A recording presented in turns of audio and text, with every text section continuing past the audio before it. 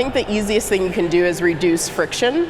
And that's the point of kind of engaging a lot of automation tools, is to start to reduce that friction that they would have on very simple things. Like usually they're calling them because something didn't work or it didn't work as expected. And so the more that we can provide like quick answers, because they don't necessarily want to talk to us in most cases, they just want to get their issue resolved and move on, especially in the e-commerce space. So the easier we can make that, we do less of that triage work of just having the customer irate on the phone.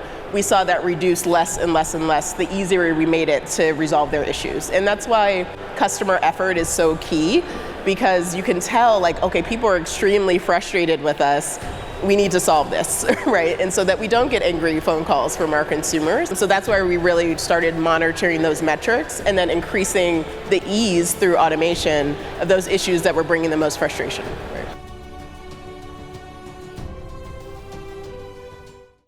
We'll start with the comfiest man in the room right now. Who am I speaking with? And then we'll move on over all the way and end with the meat. Who am I talking to right now? Johnny Hickey from perfectwhitetee.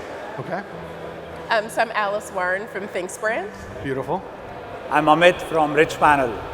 And we just had a conversation about like a lot of humans involved in customer support.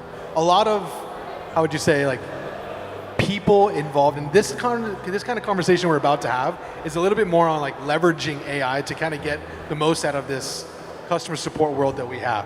And I want to start this off with kind of where Johnny you're one of the most vocal people in this area and in this space around CX. I want you to start a little bit about a story that you shared on Twitter.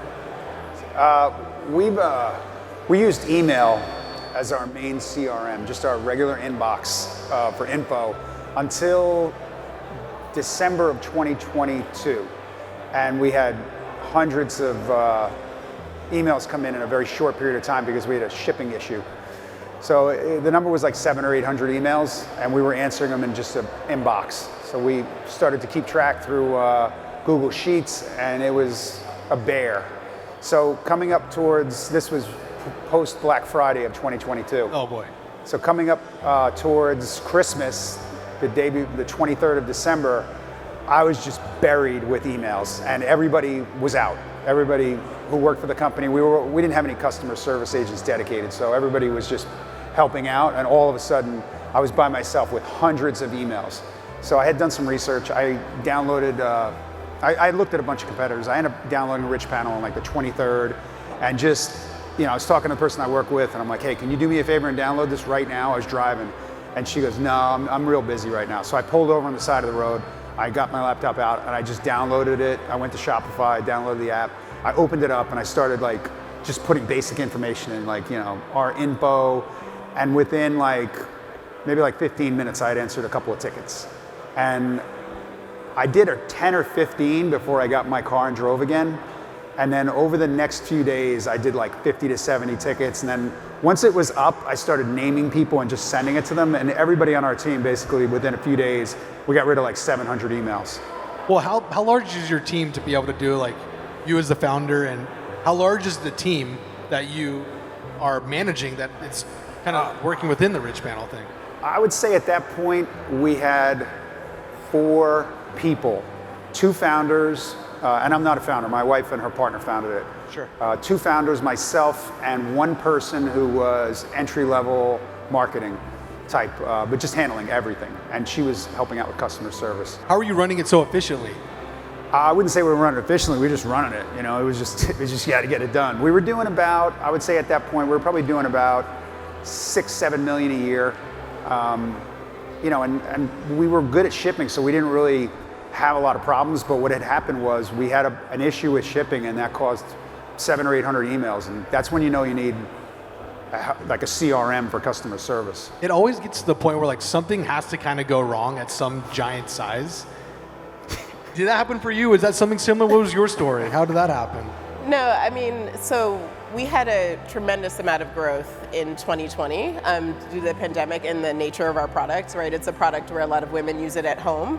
And so that skyrocketed our business, but then also skyrocketed the number of requests and questions and inquiries we were getting from our consumers.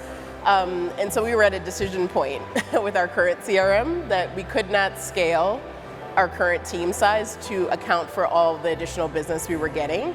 And so we needed a way to automate. And that set us on a search of finding a tool that could automate most of our requests. So we were getting shipping tracking requests, things that people should not have to answer. And so once we found those items that we could automate, we really searched for a system that could meet that need. And that's how we kind of got to Richpanel. So we were seeing really high resolution rates when we trialed it. And then we were really excited because it meant we could keep our current team size and not have to worry about like the scale of the business growing over the next year or two. And so it was really helped us kind of unlock the potential of the team and then also be way more efficient than we expected to be, in 2020. So well, this is the thing that I'm personally running into too, because my team, we'll do 32-ish million this year. It's our second year. It's growing extremely rapid. And I'm going like, I don't want to hire because my SOPs actually aren't in line. I don't have great SOPs for any of my customer support area. And so that's why I had to go to self-service. That's why I had to be like, all right, I need to identify where people are coming into me and just kind of set up the right kind of, buckets to catch everything. Because I needed to make sure that the self-service tool or even just the automations for them to be answered before I build my SOP. So I'm kind of going backwards. Yeah. Are you leveraging a little bit of all the learnings that Richpanel kind of provides you so that you can kind of build the correct answers for what happens? Because there's sizing's an issue. Right. Yeah, no, I think we definitely used Richpanel to do that, to determine like the best way to answer our consumer questions, to kind of self-serve and resolve on the first try. And we got really good at it. Building the macros, building the kind of automated responses made it so that we built answers to the questions that our consumers were regularly asking, so that those were resolved within seconds. And that opened up for the more complex questions we were getting from consumers that our agents were better suited to answer, because it would involve multiple different parts of their order, or let's say they had questions about how the product worked. It just opened it up for them to like kind of triage those kind of issues as opposed to the ones that would take 2 seconds for someone to solve. Right. Do you have a similar system of tier one kind of things that are just getting handled through a little bit of the automation? I set up the automations in the car that day. I set a bunch of them up, and some of them still stand to this day. I can tell by the words used. We don't have a tier system set up for them. I looked at the frequently asked questions and just set up all my automations based on those. In the first day or two, I knew what most of the people were complaining about, so I had set up those automations. They wanted returns for the wrong size, and they wanted to get a refund, so I had set up those automations. Now, I would say the biggest, our automations take care of a good amount of tickets, but the AI feature and using the hashtag, I don't know what they call that feature, but using the hashtag, and I do customer service tickets, even though I don't need to do them. I like to do them just to keep on track with what's going on. So those are the biggest. I like to see the tickets. I don't want them closed. I like to see a lot of tickets because it gives me good information.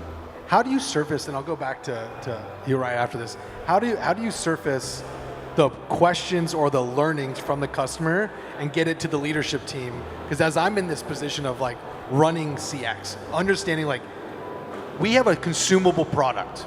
They are putting it in their body that doesn't affect. How do I get that information that my support team is responsive in a good time, the reply's there, and then all of a sudden the feedback comes back up to my leadership team to influence product? Do you have a good workflow of learning customer voice?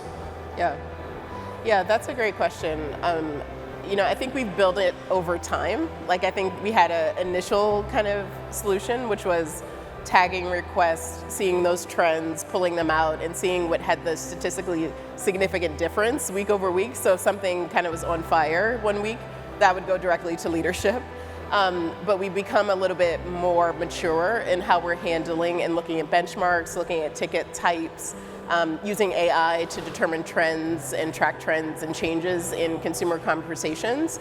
And then also building more robust ways to survey our consumers. So CES, CSAT, all these kind of metrics. And together that develops a cohesive story where we can tell okay, what's shifting, what's changing, what's on fire, so we have a better story for leadership. So it all comes from the tools that you build to do that analysis, right? So I got asked yesterday from my COO, what's the NPS score?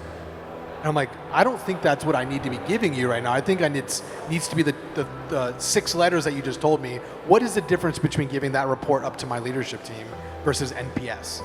Yeah, I mean, NPS is a very popular metric in e-commerce. I mean, everyone kind of tracks NPS just because it's an easy, quick way to see if your brand is doing well, right? Are people loving your product? Are they loving your branding? Are they loving your marketing? But the other ones are more traditional consumer service metrics, so CSAT, CES that I mentioned, customer effort. How effortful does it have to be for someone to resolve their issue? Like, do they have to come back to you 3-4 times to get an order tracking? That would be a very poor experience. And so there are NPS surveys for service. So we see some consumers actually use that to track your service, which can mean that if your service is poor, that means they're likely not to promote your brand.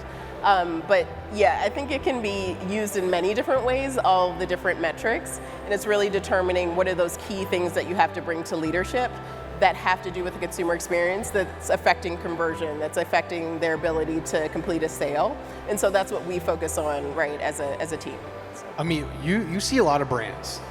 Are there things that they're kind of doing wrong that when they get to Richpanel, because this is why we switched, right? We got there. I didn't want to grow the team. I didn't know how to grow the team. But now that I'm sitting here, now I actually want to grow the team because I have the tools. Why do you think a lot of people are kind of making the transition over to what you're building? So I don't see like brands doing anything wrong, but I think it's people taking very extremist positions, like AI is not good for customer service, or some people will swear by AI, or some people will say that you need a human versus, hey, I need to speak to a human, or I don't need a human. So it depends on the particular use cases. So, everything has its own utility. If you're doing like a return, or if you're doing like editing an order, or doing an order tracking, you don't need to speak to a human. That can be self-service. We can take inspiration from the likes of Amazon and have customers resolve it instantly. You love it, your customers love it, because I don't want to talk to a human to do a return or to edit my orders, right? So that's the utility of self-service. And if I want like a product recommendation is when I do want to speak to a human, because I have like specific questions, and that's where I want the human being involved. Similar to that, like I've seen brands taking like a very extreme position about AI, like, AI doesn't work, AI sucks, and then there are people that will swear by it. So I don't think anyone is opposed to AI as long as it works. And there are many brands that have taken a very intelligent approach, because I would say that AI gets it right 90% of the times. But that doesn't mean that you can build a chatbot, because it's like saying, hey, I'm going to give an answer wrong 10% of the times. That's unacceptable. But when it comes to like tagging or doing like sentiment analysis, 90% is great, because most brands are not even doing it. So if I have like a application or like a tool that can tag like 90% of my conversations and give like strategic insights to what's wrong with my product, what's wrong with my policies, what's wrong with my processes, I can deploy that today. And that's very effective, right? So one of the other things that I was talking to Alice, because she measures like a lot of stuff. I know. She's measuring like customer effort score, she's measuring like NPS, she's measuring like CSAT. And when she initially started using us like 4 years back, I was like, why all this? Like, why not like one metric? And she said to me that a customer that gives you like a great customer satisfaction score is not an indicator that they may buy again, versus a customer that is unhappy with CSAT is unhappy because they had a bad interaction, but that doesn't mean that they will not buy from your brand again.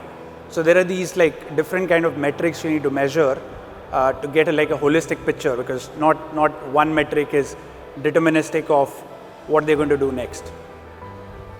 This is a general question to all three of you. As my support reps are getting low satisfaction based upon the reply, and it's not because of what they're doing, product got there damaged, product got there late, there's issues. How do you actually like get their morale to not be so bummed? Because it sort of feels like a little therapy session every Thursday when I sync with my team, because they're like, dude, I'm just dealing with XYZ. Did you see that ticket? And it's kind of like a culture of I don't want them to feel negative about all the things they have to deal with. Do you guys have any ways to kind of like make them feel better? Are you doing giveaways of any kind? Like I give them, like you were mentioning that tier system. We have like this system, customers pissed off, customers extremely angry, customers like, through the roof. And depending on what that tier is, that's what that person would be able to offer to people. That's the first thing.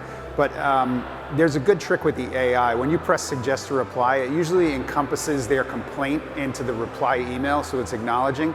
Like, I was a bartender, so when I bartended, if somebody came up to the bar and they were like, hey, my drink is weak, I'd be like, oh, your drink is weak, I'm sorry, I didn't mean to do that. You know, like, that immediately turns that situation from like somebody who's pissed off at you to be like, you've acknowledged what we're talking about. So the AI reply is like, you know, really, really good there. Because when I get those messages, I don't really answer as many anymore, but when we would get those messages, I would have to edit it very, very little. But it saves me the you know, trying to encompass a message or compose a message to this person for this problem, and it really works. But I would say the best thing is a giveaway. Give them something to give away, stickers, and for instance, say, hey, listen, we're sorry about that. We're going to give you a sticker. Your shipment was late, and then as that elevates, you give more away. I like that. Yeah, I mean, I think we did very similar things to like arm the agents with the ability to kind of solve it right there and then, so it didn't escalate. So incentives, things like that, like gifts, you know, discount codes, things like that, that would make it easy for them to resolve it. But I would say I think the easiest thing you can do is reduce friction. And that's the point of kind of engaging a lot of automation tools, is to start to reduce that friction that they would have on very simple things. Like usually they're calling them because something didn't work or it didn't work as expected. Sure. And so the more that we can provide like quick answers, because they don't necessarily want to talk to us in most cases, they just want to get their issue resolved and move on, especially in the e-commerce space. So the easier we can make that, we do less of that triage work of just having the customer irate on the phone.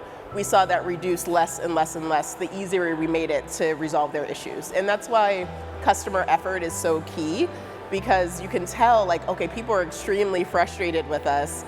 We need to solve this, right? And so that we don't get angry phone calls from our consumers. So that's why we really started monitoring those metrics and then increasing the ease through automation of those issues that were bringing the most frustration. When I just about to jump on Richpanel, I was very worried because I've never ran a team of CX before, and you're like, look, the reason why it just works is because it's easy, we have the right things already in place, and I'm going to continue to build more. Is that kind of why people are coming over? Yeah. I think Johnny migrated one day before Christmas, on Christmas Eve. Like in a day he went live. When we took Alice live, we made a mistake because she was on Zendesk before us, and then because her team was growing so fast, she wanted to do it in a phase-wise approach. So she liked what Richpanel had to offer in terms of self-service portal, but she wanted to use Zendesk for ticketing. Like she wanted to continue using that.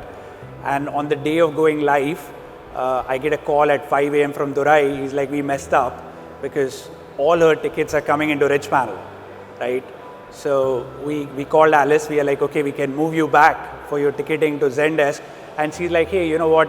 Doesn't matter. We'll continue using Richpanel because we love it. Oh my God. So within like a couple of hours, they moved like all channels. But that's sort of been like, as a SaaS company, I buy like a lot of SaaS tools. Like our company is using over 50 to 60 tools. And at the end of the day, you're not buying SaaS. You're actually hiring the SaaS to do a specific job, right? And until that job is done, your implementation is not complete. So one of our focuses has been like, how do we reduce the implementation time to get you to that outcomes that you hired the product for? And in most cases, we are able to take the brands live within a week or two before they even make a payment or before their trial ends. So the contract signing and the pricing or the invoicing is just a formality. You just start using the tool. Like all three of you use Richpanel, and that's exactly what happened with most customers. I mean, we got onboarded in 4 days. Yeah, so it was 4 nights, yeah. 4 nights, literally 4 nights with a junior, and she's part-time. So that made me feel good. 2, now we're having an issue because now we are building, because we want to do more comment moderation, we want to do more on our social channels, and we sell a vice product, right? So we can't necessarily have we can't say the wrong thing because we can get into like legality or we can get into kind of offense thing. So I know this is a little bit newer on the agent that is for kind of our social channels, but have you guys started to play with these two tools yet? the Richpanel social listening tool that they can do like automated AI. Yeah, so I can speak a little bit about that. Please. So we started with the support system, and as I said that, there are great applications for AI where it can do a fantastic job. And we saw like social media moderation is like one place. So when you buy Richpanel, you buy the support system, but you also have like these virtual AI employees, which complement your human team members to do certain tasks which human beings might find boring, redundant, or maybe even impossible to do. So we have certain brands which will get like thousands of comments on their social media ads, and that's like impossible for a team to like continuously moderate. But your comment section is also like your UGC war zone. Like if I'm seeing an ad and I see like a few comments around it which are speaking negatively about the product, it's very unlikely that I will buy it. So the brands that do a great job of moderating those comments and engaging with the ones which are relevant improve their ad efficacy by up to like 30%. I know, Johnny, you do it. So we've launched this AI employee that can moderate social media comments 24/7, and it can reply, and it's scary good. It's really accurate. It's in beta with a few customers, including Ridge, and they're seeing like very promising results. Do you guys have a general opinion on getting into AI, using AI tools? Because a lot of people are really hesitant. I've asked this question to everybody. AI creators this, AI moderation this. Like, were you guys hesitant before it kind of started, and what kind of got you over the line? Yeah, I wasn't hesitant at all. I've been kind of the primary stakeholder internally for AI. Why? Just because how easy it is to scale up, to change, to modify. It's, when in service, as I mentioned before, there are a lot of things that people don't need to solve, right? Like they don't need to track orders. They don't need to give order confirmation information. And so we were seeing all those opportunities when I first started with the brand. And I was just shocked to see that people were still solving those problems with people, right? Because that leads to churn, frustration, feelings like my job doesn't mean anything because I've now sent 50 tracking emails. Yeah. And so I saw AI as the solve for that immediately. And we really looked at a lot of different tools to solve that need before we went to Richpanel. We tried Zendesk, we tried all the standard applications. Yeah. But the issue was the self-service rates were poor. No one was investing in chatbots at the time. This was like, let's say 7 years ago. It was relatively new. And so we were very excited to see that AI was combined with self-service. We saw a lot of big players doing that, like Verizon was doing that, Amazon was doing that at the time. And so this was a solution we could find that was doing that at scale for our current business size. So that was why we capitalized on it at the time, but we were always proponents of it because it just freed up our people to do other things, especially for a brand that's so personal. We wanted them to have a good experience working for our brand, so solving these like basic issues just wasn't something that I felt was a requirement for the job, and that AI could do that job instead. Is your team all in-house, or do you leverage outsource agents at all? We have 2 BPO organizations, so we do leverage outside agents. We have our management internal, so they kind of run those BPO teams. But most of what we do is self-service now. Like 70% of what we do is self-service, 30% is dealing with agents, so it allows us to keep our team lean and also keep and retain our talent. So we have very little churn because people like working for us because they don't have to deal with very simple things. They are dealing with more complex things. They can learn on the job. So it just gives a lot more opportunity for our agents as opposed to kind of inundating them with basic things, right? Yeah. This is my fear. Like as we continue to grow, is like what is a career path of someone that's leading customer support? Like your title is customer intelligence. Like I want that title to be someone within my organization that someone has. Like what does that progression look like? Yeah. I think, it's difficult, right? It's difficult to take someone from an agent into even, my title, which is a combination of insights, right, and experience and service. But what we try to do is find opportunities for growth. Like, let's say you're really fascinated by fulfillment, and so you want to become a NetSuite expert. That's something you could do, right, as it relates to the service of our consumers, but you're also learning the application at the same time. So it's just giving those learning and stretch projects. That's what we found really works well. You're going to stay lean as it can be. So with AI, I was like, I didn't have a choice. Like we don't have a constant flow of tickets. We do 5,000 orders a month, 6,000 orders a month right now normally. Black Friday goes through the roof. So we don't really have a choice. We got pushed into AI. He had just released it, and I heard about it, and then we had another snafu as it happens. We fulfill in-house in LA. We're a manufacturer in LA, and we ship out of LA, out of the same warehouse. And some things just, sometimes things just go bad. So all of a sudden we had this huge influx of tickets, and it was like, I got to do it again. I got to do December 23rd, 2022 again. So I opened up my phone, and he had just told me that he had released that thing, and I started just crushing tickets, On your phone? Yeah. Oh yeah. I use it all the time. I'm like, boom. I think I posted on Twitter about it. Like, I could answer like 3 or 4, you shipped the wrong order, or this is the wrong size, this is the wrong color. I could do like 3 or 4 of those in like 2 minutes. So, dude, I think I would have anxiety if I'm ripping customer support on my phone. Yeah, I just bust them out. So, I also like to. It tells me when there's problems. Then it tells me, hey, we have to look at fulfillment over here. So, I do like the idea of the automated customer service, but it's good to know that you're creating your own problems. And so I look at the reports, obviously, I'm sure we're all looking at the reports, but when you get it on your phone sometimes and you get like a barrage of them, you're like, well, who was working yesterday at 2 o'clock in the afternoon packing boxes? Because I got all these orders from 2 o'clock. So it really helps you jump on problems really quickly. And, I just feel like I always looked at customer service as a sales channel. All of our customer service people, we got by with one person up until this year. Wow. Yeah, we had one person doing wholesale, and with 900 wholesale accounts and doing all of our customers, so 5,000 orders a month. Say 10% of them end up in customer service sometimes. So that's a lot of tickets. And that person was heavily using AI this year when he launched it. And we ended up hiring a second person. So now we're able to get by with 2. And we were looking at Black Friday, we're not going to hire a third person. That's really cool. And this would not have been the case a little bit ago. Yeah, we're just going to use the system. I think it'll be fine, and I'll step in if I have to. Oh yeah.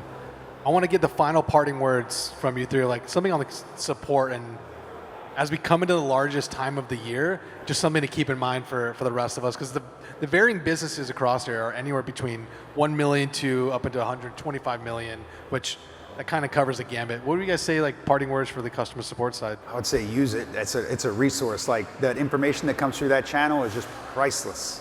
Yeah, I mean, I would echo that as well. I think, throughout my time at Thinx, I've seen it grow from just, we must have it, but we don't necessarily pay attention to it, to it being an intelligence insights function. And really understanding the entire journey, a lot of that is in the service. That's after the person, moment of purchase, beyond that point, that's where service takes over. And so that's a huge part of your business in terms of retention. So it's really important to kind of keep track of that. And we've seen like the intelligence functions within organizations get a lot more time, energy, and resourcing because of that, right? I would say that, Warren Buffett had this quote where, to measure any company, he used to keep the metrics really simple. So he had this one insurance company in his portfolio, and he said that throughout my entire organization, I just gave like 2 metrics that anybody in the organization could measure. So one was the net new policies they sell the whole year. That's their North Star KPI. But the control metric was the profit dollars, because if you go too aggressive on sales by discounting, then that's not good for business. So the same thing comes for customer support or AI. If automation or tickets per order, which is like a lot of brands, what they measure is your North Star metric, the control metric should be customer satisfaction. You shouldn't make it so difficult for people to reach out to you that you end up compromising on the customer support score or customer satisfaction score.